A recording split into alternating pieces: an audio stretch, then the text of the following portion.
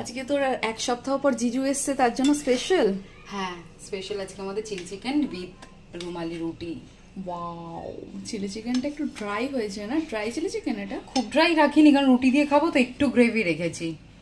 আবার চিলি চিকেনের ঝোলও বানাইনি, বিকজ কেউ পছন্দ করে না আমাদের বাড়িতে চিলি চিকেনের ঝোল।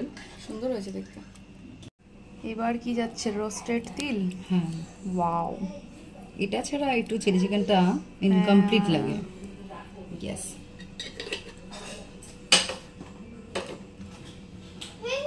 ইয়েস সাদি, খাবে তুমি?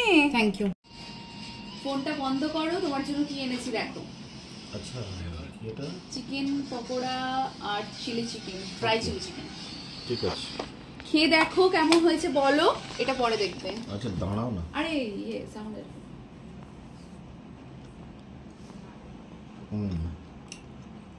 কোনটা? চিকেন পকোড়াটা খেলে কেমন হয়েছে?